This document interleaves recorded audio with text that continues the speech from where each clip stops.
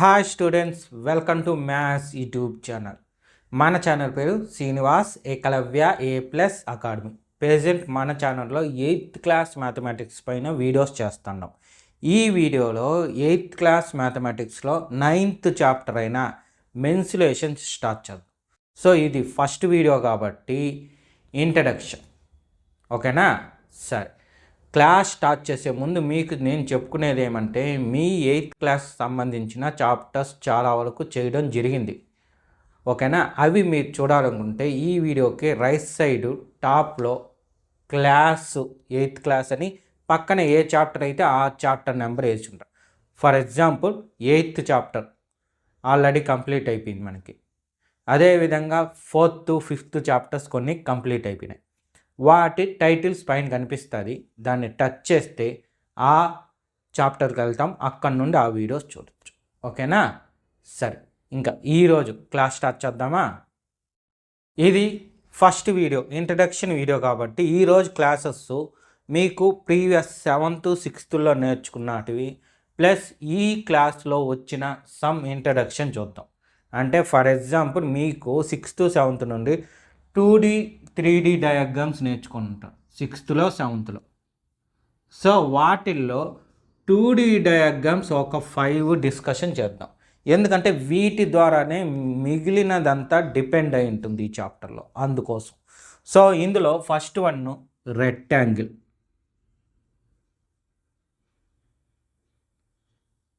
Second one square, third one triangle, fourth one parallelogram,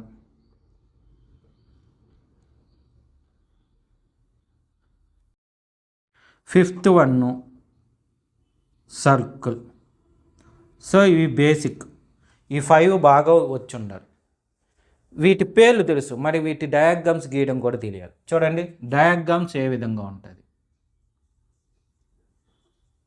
rectangular అంటే ఈ షేప్లో ఉంటుంది. మీకు కరెక్ట్గా చెప్పాలంటే మన టెక్స్ట్ బుక్ ఉంది కదా, టెక్స్ట్ బుక్ పైన కనిపించే టైటిల్, ఓకేనా? మనకి గ్రీన్ కలర్ టెక్స్ట్ బుక్ కదా ఉంది. సో ఆ టెక్స్ట్ బుక్ కవర్ పేజ్ ఏ విధంగా ఉంటుందో అది రెక్టాంగులర్. అదేవిధంగా ఇప్పుడు నా బోర్డు, నేను చెప్పే ఈ బోర్డు ఉంది కదా, ఇది కూడా ఒక రెక్టాంగిల్. అదేవిధంగా ఇక్కడ టైటిల్స్ రాసిన ఈ కార్డు, ఇది కూడా ఒక రెక్టాంగిల్. ఇవి ఎలా ఉంటుంది రెక్టాంగిల్ అని అంటే, ఆపోజిట్ సైడ్స్ ఈక్వల్గా ఉంటుంది. అంటే ఈ లెంత్ ఎంత ఉంటే ఈ లెంత్ అంతే ఉంటుంది. అదేవిధంగా ఈ లెంత్ ఎంత అయితే ఉంటుందో దీని లెంత్ అంతే ఉంటుంది. అదే దాంతోపాటు ఇక్కడ 90 degrees ఉంటుంది. సో 4 యాంగిల్స్ ఉంటాయి, 4 యాంగిల్స్ 90 degrees. దీనిలో లెంత్ ఎక్కువగా ఉండేదాన్ని ఎల్లు, తర్వాత తక్కువ ఉండేదాన్ని బెత్తు, ఈ విధంగా గుర్తుపెట్టుకోండి.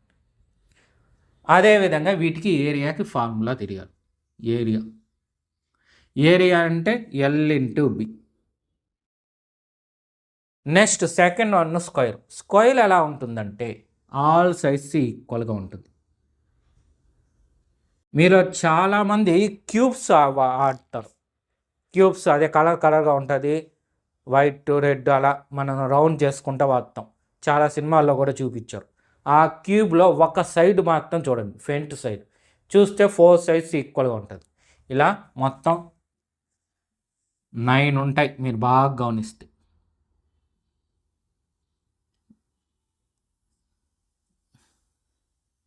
ఇలా ఉంటుంది మీ క్యూబ్, అవునా? ఇందులో ఉండే ఏ సైడ్ అన్నా తీసుకోండి, 4 sides ఇక్కడ లెంత్ ఎంత ఉంటే ఇక్కడ అంతే ఉంటుంది, ఇక్కడ అంతే ఉంటుంది, ఇక్కడ అంతే ఉంటుంది. ఏది చేంజ్ ఉండదు, ఈక్వల్గా ఉంటుంది. అలా ఉంటే దాన్ని స్క్వేర్ అంటాము. దీని లెంత్ని ఏతో ఐడెంటిఫై చేస్తాం. ఇక్కడ కూడా 90 degrees ఉంటుంది. సో దీనికి ఫార్ములా ఏమంటే ఏరియాకి A/A. నెక్స్ట్ ట్రయాంగిల్ మీకు అందరికీ తెలిసిందే కదా. సో ఇలా 3 sides ఉంటాయి. ఇక్కడ కండిషన్స్ చాలా ఉంటాయి, వాటిలో పేర్లు మారిపోద్ది.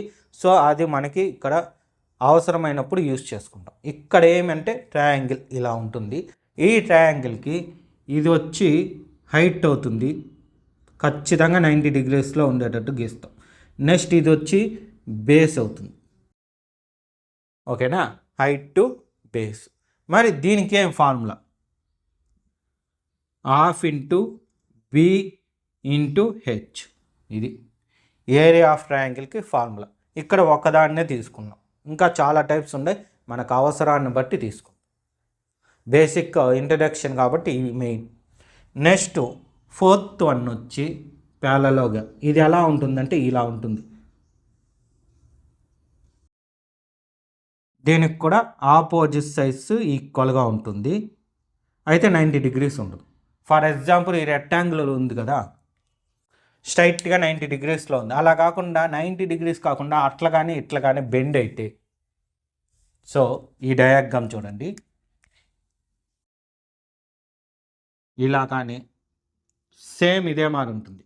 ఈ హైట్ ఇక్కడ ఎంత అయితే ఉంటుందో ఇక్కడ అంతే ఉంటుంది, బట్ ఇది పక్కకు వాడుతుంది, లేదా ఈ టైపు వాడుతుంది ఈ పక్కకి లెఫ్ట్ సైడ్. ఓకేనా?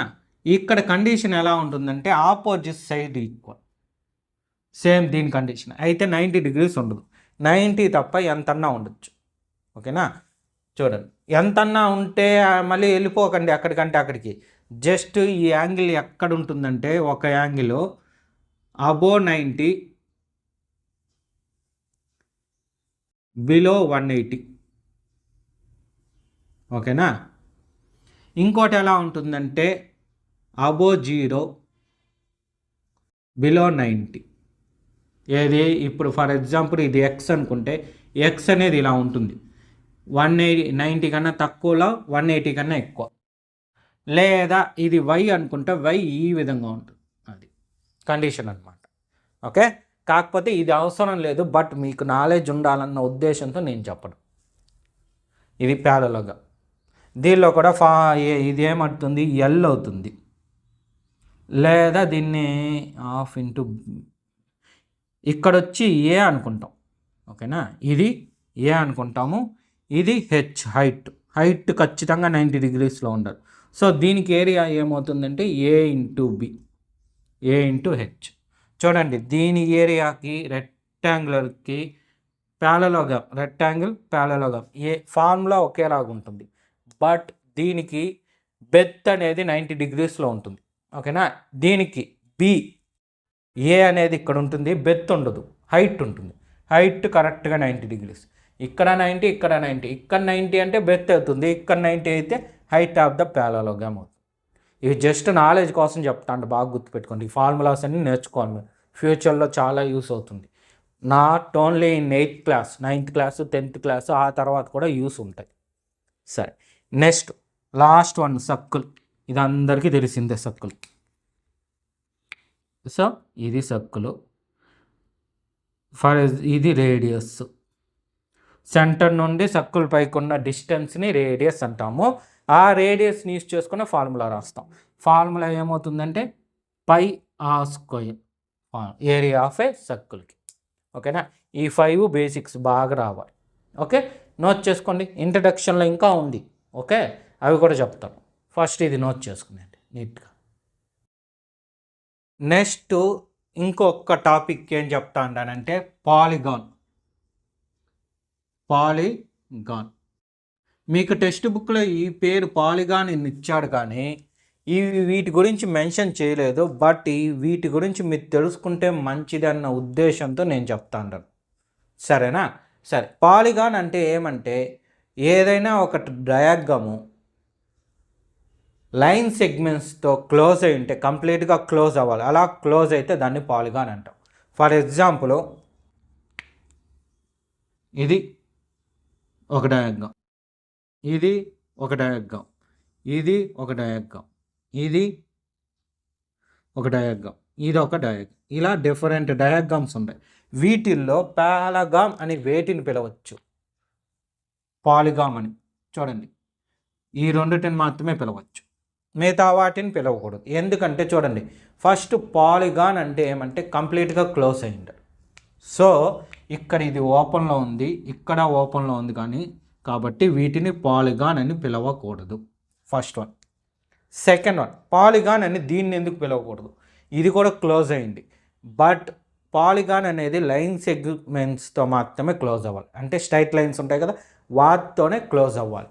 ఇది కర్వ్ లైన్, సర్కిల్లో ఉండే కర్వ్ కదా, సో ఇది పాలిగాన్ అనకూడదు. అంటే ఇక్కడ ఉండదు చూడండి, స్ట్రైట్ లైన్స్ ట్రయాంగిల్, ఇదొక పాలిగాను, ఇదొక పాలిగాన్. స్ట్రైట్ లైన్స్తో క్లోజ్ అవ్వాలి, వాటిని పాలిగాన్స్ అంటారు. దీనిలో ఈ 4 గురించి మీరు ఇప్పుడు ప్రెజెంట్ తెలుసుకుంటే చాలు, ఎందుకంటే ఈ చాప్టర్లో ఈ 4 మాత్రమే ఉన్నాయి, అందుకోసం వీటి గురించి తెలుసుకోవాలి. ఇక్కడ మీకు ఆల్రెడీ ఈ 2 తెలుసు. ట్రయాంగిల్ తెలుసు. ట్రయాంగిల్ అంటే 3 సైడ్స్ ఉంటాయి, డయాగ్రామ్ ఈ విధంగా ఉంటుంది. ఓకేనా, ఇది ట్రయాంగిల్, ఇది అందరికీ తెలిసిందే. మరి కోఆర్డినేటర్ మీకేమో తెలుసు, కానీ కోఆర్డినేటర్ అని దాన్ని పిలుస్తారా అని తెలియదు. అంటే ఫర్ ఎగ్జాంపుల్ కోఆర్డినేటర్ అంటే ఏమంటే 4 సైడ్స్ ఉంటారు. 4 సైడ్స్తో క్లోజ్ అయ్యి స్ట్రైట్ లైన్స్తో క్లోజ్ అయ్యే ప్రతి డయాగ్రామ్ కూడా కోఆర్డినేటర్. మీరు ఇంతకుముందు నేర్చుకున్న రెక్టాంగిల్, స్క్వేరు, పారలలోగ్రామ్ ఇవంతా కూడా కోఆర్డినేటర్లో ఒక పార్ట్ మాత్రమే. ఓకేనా, అంటే కోఆర్డినేట్స్లో చాలా టైప్స్ ఉంటాయి, ఒక్కొక్క దానికి ఒక్కొక్క పేరు వస్తుంది. అలా వచ్చిన 3 పేర్లే ఇవి, స్క్వేరు, రెక్టాంగిల్, పారలలోగ్రామ్. ఇంకా ఉన్నాయి, వాటి గురించి కూడా తెలుసుకుంటాం. ఓకే, ఇబ్బంది లేదు. కోఆర్డినేటర్ అంటే మీకు గుర్తుండాల్సింది ఏమంటే 4 సైడ్స్తో క్లోజ్ అయిన లైన్ డయాగ్రామ్. 4 సైడ్స్, ఆ సైడ్స్ కూడా ఎలా ఉండాలంటే స్ట్రైట్ లైన్సే ఉండాలి. 4 స్ట్రైట్ లైన్స్తో క్లోజ్ అయిన డయాగ్రామ్ని కోఆర్డినేటర్ అంటారు. అదే 3 సైడ్స్ అయితే ట్రయాంగిల్. ఇంకా మీకు అర్థమైపోయి ఉంటుంది. Next number 5. పెంటగాన్ అంటే 5 లైన్ సెగ్మెంట్స్తో క్లోజ్ అయ్యే డయాగ్రామ్. ఓకేనా, ఇలా క్లోజ్ అయ్యింది 5 సైడ్స్తో, 1 2 3 4 6. ఓకేనా, నెక్స్ట్ హెక్సగాన్, వీటి గురించి కూడా తెలియాలి. హెక్సగాన్ అంటే కూడా 6 సైడ్స్. ఓకేనా, క్లియర్గా చూడండి, ఇలా 6 సైడ్స్, 1 2 3 4 5 6. ఇవి 4 తెలిస్తే చాలు, మనకి ఇంకా ఉంది. నానోగాను, ఆప్టాగాను, హెక్టాగాను ఇలాంటివి మొత్తం అప్ టు 10 సైడ్స్ వరకు ఉంది. బట్ ఇక్కడ మీకు 6 సైడ్స్ వరకు తెలిస్తే చాలు. ఇప్పుడు కొంతమందికి డౌట్ వస్తుంది, సార్ 3 4 5 6 చెప్పారు, 2 లైన్స్తో క్లోజ్ అయ్యే డయాగ్రామ్ ఉండదా అనే డౌట్ కొంతమందికి వస్తుంది. ఛాన్స్ లేదు. ఇప్పుడు చూడండి, 2 లైన్స్ ఇలా గీసాం, క్లోజ్ అవుతుందా? పోనీ ఇలా గీసాం, క్లోజ్ అవుతుందా? పోనీ ఇలా గీసాం, క్లోజ్ అవుతుందా? అయ్యే ఛాన్సే లేదు. 2 లైన్స్తో ఒక పాలిగాన్ని గీయలేము. మినిమం ఎన్ని సైజెస్ ఉండాలి? 3. మ్యాక్సిమం ఎన్నన్నా గీయచ్చు.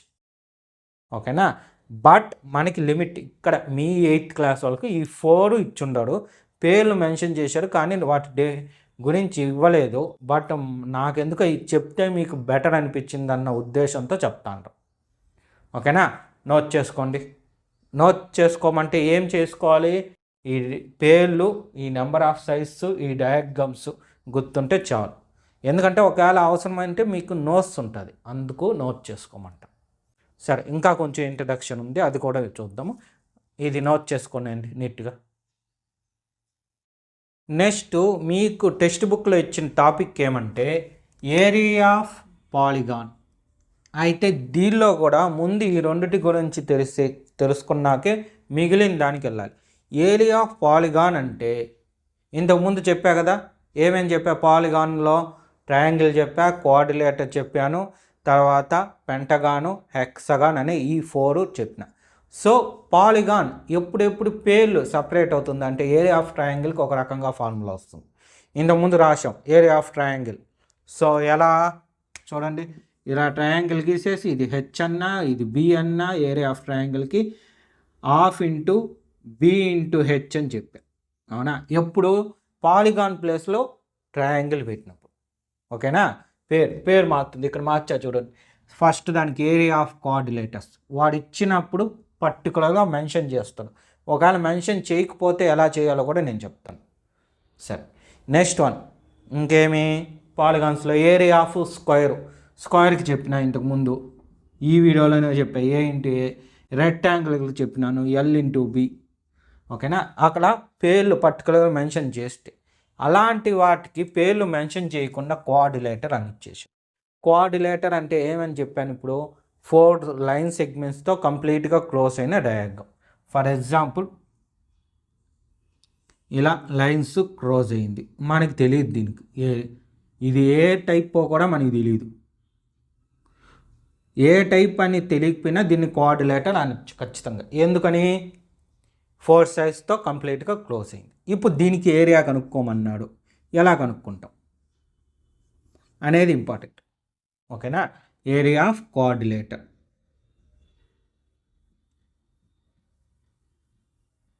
ఇది మనకి టెక్స్ట్ బుక్లో ఇవ్వలేదు, బట్ నేను ఎందుకు చెప్తా ఉంటానంటే మీకు సబ్జెక్ట్ తెలియాలి, దీని నుంచే మిగిలింది మనం రప్పిస్తామన్నమాట. సరే, ఇక్కడ చూడండి, దీన్ని ఎలా రాస్తామంటే ఫస్ట్ నేనేం చేస్తానంటే ఇలా ఒక డయాగ్నల్ గీస్తా. డయాగ్నల్ అంటే ఆపోజిట్ వర్టెక్స్లను జాయిన్ చేసే లైన్ సెగ్మెంట్ని డయాగ్నల్ అంటాం. ఏమని పిలుస్తాము, డయాగ్నల్. ఓకేనా, ఆపోజిట్ వర్టెక్స్లను జాయిన్. ఇలా జాయిన్ చేసినప్పుడు మీరు బాగా అబ్జర్వ్ చేస్తే ఇది ఒక ట్రయాంగిల్, ఇది ఒక ట్రయాంగిల్ అయిపోయిందా. సో ఇక్కడ ఉండే వర్టెక్స్ నుండి దీనికి 90 డిగ్రీస్తో ఒక లైన్ గీస్తా, ఇది హెచ్ అనుకుంటా. అదే మరి ఇక్కడ నుండి దీనికి 90 డిగ్రీస్తో ఇంకో లైన్ గీస్తా, ఇది హెచ్ అనుకుంటా. 2 హెచ్లు ఉంటే కన్ఫ్యూజ్ అవుతారు, అందువల్ల ఏం చేస్తానంటే ఇది H1, ఇది H2. మరి డయాగ్నల్గా గీసా కదా, దీన్ని బి అనుకుంటా. క్లియర్. సో ఇప్పుడు ఈ డయాగ్నల్ చూస్తే ఈ ట్రయాంగిల్ ఈ మారు వచ్చింది. సో దాని ఏరియాకి ఏం formula, half into B into H కదా. So half into B into H, B H బదులు H1 రాస్తాం, B into H1 plus second దీనికి వచ్చామనుకోండి half into B into H2. రెండిట్లో కామన్, ఇంతకాలం మీకు రాలే, ఇప్పుడు వస్తుంది చూడండి. ఇదంతా ఒక నెంబరు యాజ్ ఇట్ ఈస్. ఇంతకుముందు చాప్టర్ ఆల్జీబ్రిక్ ఎక్స్ప్రెషన్స్ అండ్ ఐడెంటిటీస్లో చెప్పా. ఇది binomial into binomial into multinomial చేసేటప్పుడు ఒక్కొక్క టర్మ్ని ఈచ్ టర్మ్తో మల్టిప్లై చేసాం. సో ఇక్కడ ఏం చేస్తామంటే ఆ మల్టిప్లై చేసింది మళ్ళీ బయటకు తీసుకొని వస్తాం. ఓకేనా, ఇక చూడండి అలా మల్టిప్లై అయ్యింది ఏమంటే హాఫ్ 1b మల్టిప్లై అయ్యింది. ఇప్పుడు దాన్ని బయట తీసుకొని వస్తాం, 1/2 ఇంటూ బి. సో ఇప్పుడు ఇది లోపల ఏం మిగిలింది, H1 ప్లస్ H2.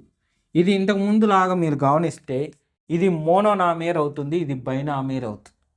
ఓకేనా, అక్కడ ఆ చాప్టర్లో యూజ్ చేసింది ఫ్యూచర్లో వేరే చాప్టర్లో యూజ్ చేస్తాము అని కూడా చెప్పాను.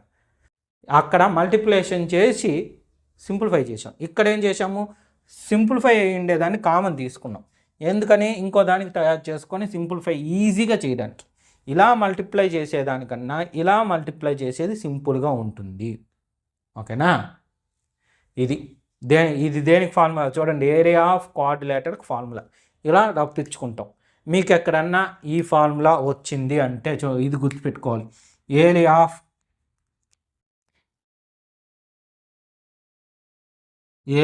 కోఆర్డినేటర్ అంటే ఇది.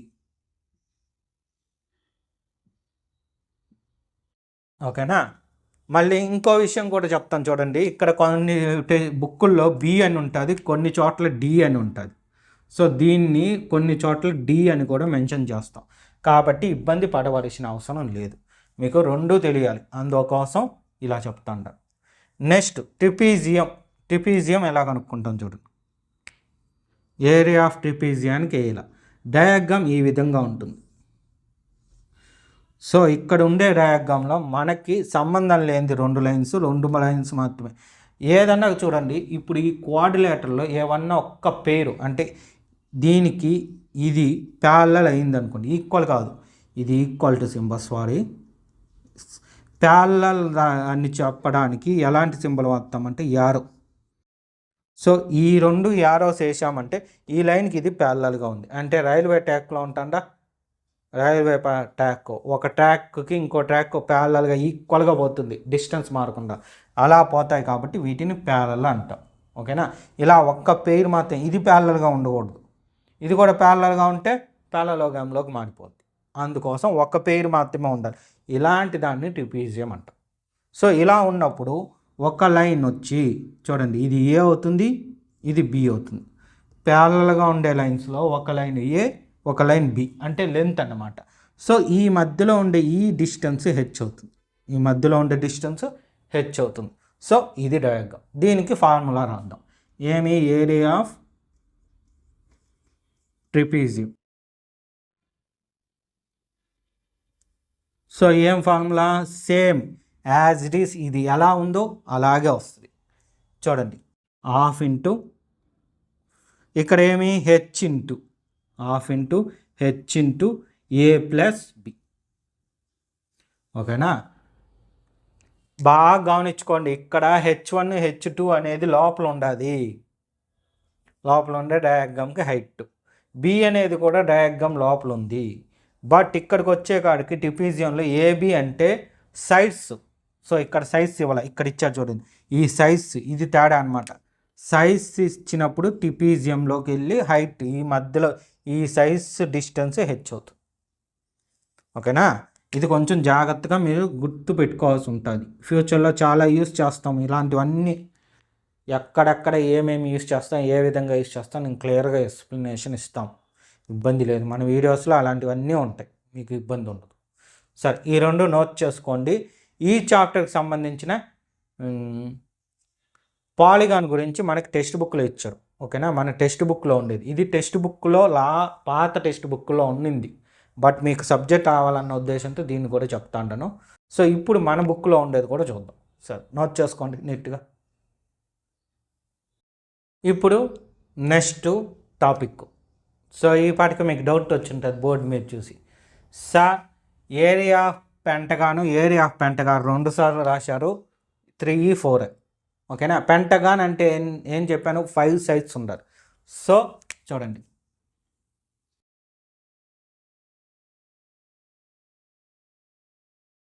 ఓకేనా?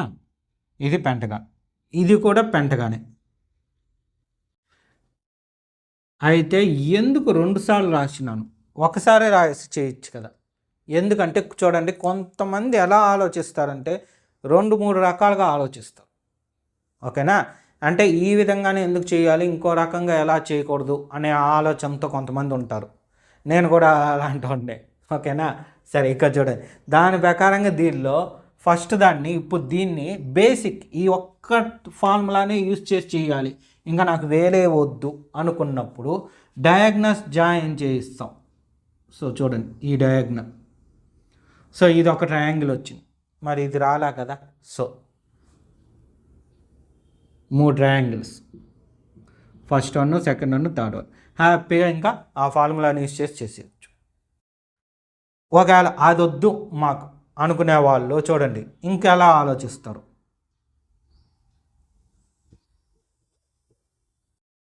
ఓకేనా?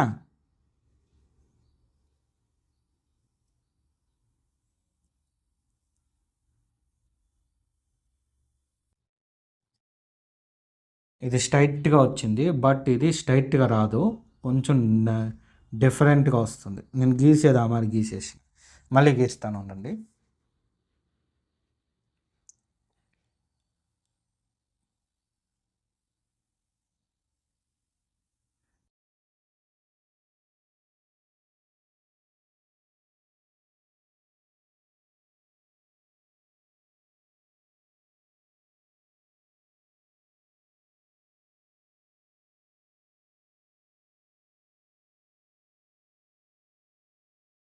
ఇది అంటే ఇది మధ్యలో ఉండేది ట్రిపీజియం కాదు, ట్రిపీజియం ఇది.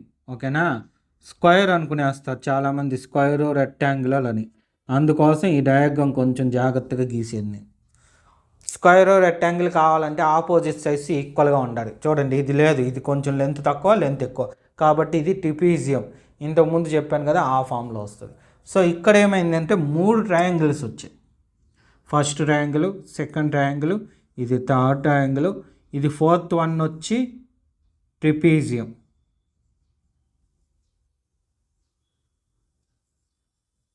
ట్రిపీజియం. ఓకేనా? సో ఎవరికి ఎలా కావాలంటే అలా డివైడ్ చేసుకొని ఫార్ములాని ఫైండ్ అవుట్ చేసుకోవచ్చు. మనకు వచ్చేవంతా ఇలానే ఉంటాయి. దీనికి చూడండి, దీనికి area of triangle, area of triangle, area of triangle, మూడిటికి ఏరియా ఆఫ్ ట్రయాంగిల్ అదే ఫార్ములా యూజ్ చేస్తాం. ఎలా అనేది ప్రాబ్లమ్ చెప్పేటప్పుడు చెప్తాలండి, ఇబ్బంది లేదు. ఇక్కడ చెప్పానంటే కన్ఫ్యూజ్ అవుతారు, అందువల్ల. ఇక్కడికి వచ్చేకాడికి సేమ్ దానిలాగే area of trapezium area of triangle, area of triangle, area of triangle, triangle ఏరియాస్ని 3 టైమ్స్ యూజ్ చేస్తాం. ఎక్స్ట్రాగా 4th వన్ వస్తుంది. ఏంటది?